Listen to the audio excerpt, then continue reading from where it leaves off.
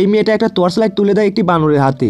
বানরটি তখন ছাদে উঠে ঘরের ছাদ দিকে আলো ফেলতে থাকে, যেন আসল সূর্যের আলো ঘরে ঢুকছে। এদিকে তখন আরেকজন সঙ্গী পানি ভরা একটি পাত্র দিয়ে আলো প্রতিফলিত করতে থাকে। ধীরে ধীরে তখন সব আলো এসে পড়ে একটি বিশাল পাথরের দরজার উপর। আর তখন হঠাৎ করে বহু বছর ধরে বন্ধ থাকা সেই দরজাটি আস্তে আস্তে খুলে যায়। কিন্তু আনন্দ করার আগেই অদ্ভুত কিছু ঘটে। দরজার ভিতর থেকে বের হয়ে আসে একটি বিশাল মাকড়সা। একই সঙ্গে তাদের মাথার উপর থাকা ধারালো কাঁটাগুলো তখন ধীরে ধীরে নিচে নামতে শুরু করে। ভয়ে সবাই দৌড়ে দরজার ভিতরে ঢুকে পড়ে, কিন্তু সেখানে থাকা একজন মেয়ে তখন এক মুহূর্ত দেরি করে ফেলে। আর পাথরের দরজাটি তখন তার শরীরকে চেপে ধরে, আর সে তখন আটকে যায়। তখন সঙ্গীরা দরজাটা শক্ত করে ধরে রাখে, আর বানরটি নিজের পুরো শক্তি দিয়ে দরজাটাকে ঠেলে রাখে। শেষ পর্যন্ত তখন কোনো মতে মেয়েটি বেঁচে যায়। এরপর সবাই লাফ দিয়ে তখন নিরাপদ জায়গায় পৌঁছায়। তারা তখন বুঝতে পারে এটাই সোনার শহরের শেষ অংশ। সবার সামনে তখন দাঁড়িয়ে ছিল ঝলমলে সোনার তৈরি এক বিশাল মূর্তি। ঠিক তখনই দাসান পকেট থেকে একটি সোনার মুদ্রা বের করে, তারপরে মূর্তি তার হাতে রেখে দেয়। কিন্তু হঠাৎ করে তখন মেঝে ভেঙে পড়তে শুরু করে। ঠিক তখনই সামনে আসে এক প্রাচীন রক্ষী। সে ছিল সোনার শহরের পাহারাদার। সে জানায় যে ধাঁধার সমাধান না হলে সবাই শাস্তি পাবে। মেয়েটি তখন সঙ্গে সঙ্গে একটি পাত্রে পরিষ্কার পানি নেয় এবং ধীরে ধীরে তা মূর্তির হাতে ঢেলে দেয়। আর সাথে সাথে গোপন যন্ত্র সংস্ক্রিয় হয়ে ওঠে। পাথরের দরজা তখন খুলে যায়, আর চোখের সামনে ভেসে ওঠে এক অপূর্ব দৃশ্য।